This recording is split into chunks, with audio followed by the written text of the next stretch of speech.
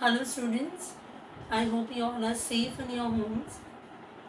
I know we have got a very long vacation. So let us utilize this time sitting at home in its best way. So today I will be revising with you all how to write a letter. Letter writing plays a very important role in our lives.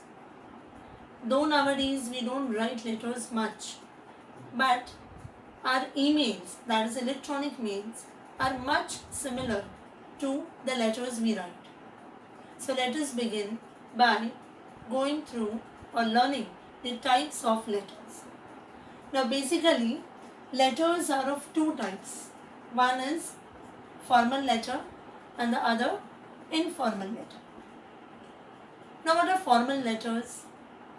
Formal letters are those letters that we write to higher authorities, to any higher officials, business letters, or to a person we are not very familiar with. Official letters, business letters, applications, letters to authorities like municipal commissioner, like the police commissioner, police inspector, the editor of the newspaper, etc. These kinds of letters fall under formal letters. Now informal letter, the other types are also known as friendly letters because we write them to a person we know very well, such as our parents, our other family members, our friends, etc. So today I will be teaching you how to write a formal letter. In this video you will be learning the format of formal letters. Whenever we begin writing a letter, we are supposed to begin it by writing the address. Nowadays, every question of letter writing comes with an imaginary name and an imaginary address. They already provide you the information. In case if the information is provided, we are supposed to copy the same and write it down. But if there is no name and there is no address given, you are supposed to write an imaginary address. One more important note is that nowadays all the letters are written in block format, also called as email format, which is writing it from the left hand margin. You can see right now in front of you I have written the address, that is the sender's address, and you will notice that I have written this address from the left hand margin. So this is called as block format. Sender's address is your address or that person's address who is writing the letter. As soon as your address writing is done, the next part that you write just under your address is the date. Date writing is very important while writing letters. Your date writing could be in any format. Right now you can see I have written it as 22nd May 2020, but it can even be written like 22/05/2020. Now you will see the sender's address. I haven't mentioned any name above the address because mentioning the name is done at the end of your letter. So you should start by directly writing your address. After the sender's address and after you write the date, you are supposed to leave some space, and then the next part in a formal letter is writing the receiver's address or to whom you are addressing the letter.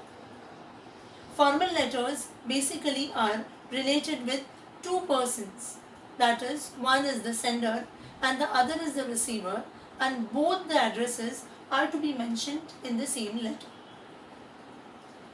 After writing receiver address, now here you can see I have written an imaginary address as if I am writing a letter to the editor of a newspaper, I've also mentioned the city in which you stay, you belong to, and you are writing the letter. The third part of a formal letter is the subject. Subject plays a major part in a formal letter.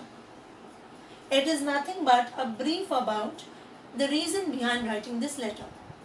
Now you can see as an example I have written a subject to seek attention towards the road safety. By imagining that I am writing this letter to a newspaper editor to whom I am requesting to kindly pay attention towards the road safety. Now these three parts are the beginning of your formal letter. I'll repeat, it's the sender's address and the date on which you are writing the letter. Then after leaving some space, you will write the receiver's address. Then again you will leave some space and write the subject of your letter. Next comes in the letter writing is the salutation. Salutation is nothing but a greeting, a gesture, a kind humble gesture towards the one who is going to read this letter.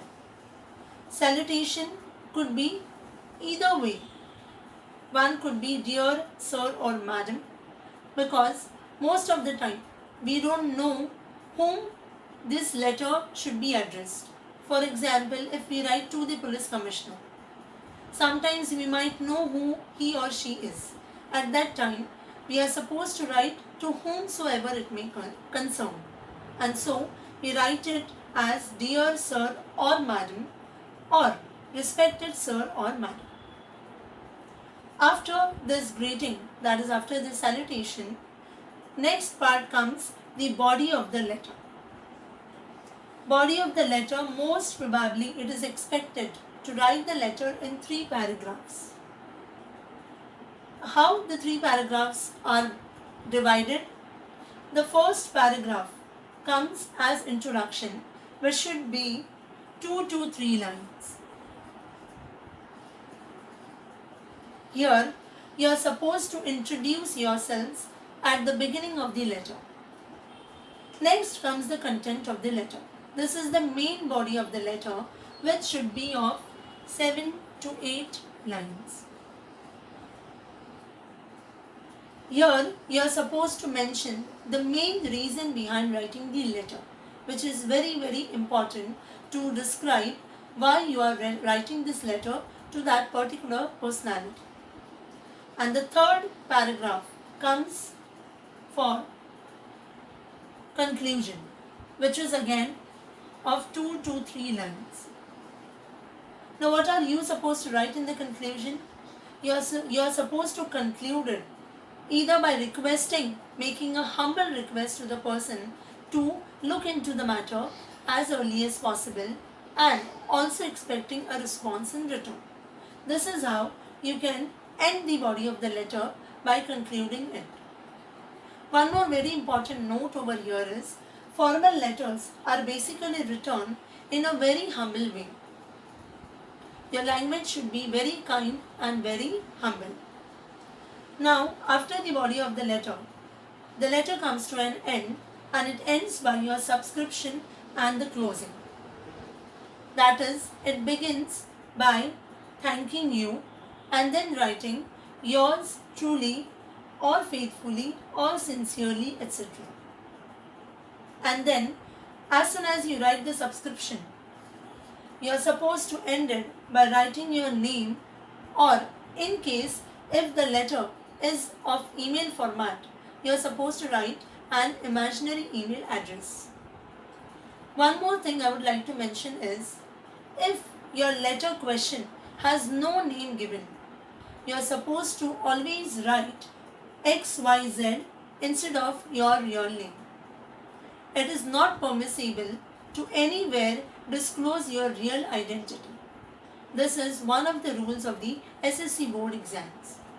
So, you should end your letter by writing an imaginary name if already mentioned in the question, or by writing XYZ, or by writing an imaginary email address. And this is how your letter comes to end with the subscription. Once again, I'll very quickly go through the format of the formal letter. The first part is the sender's address, and then very important is the date.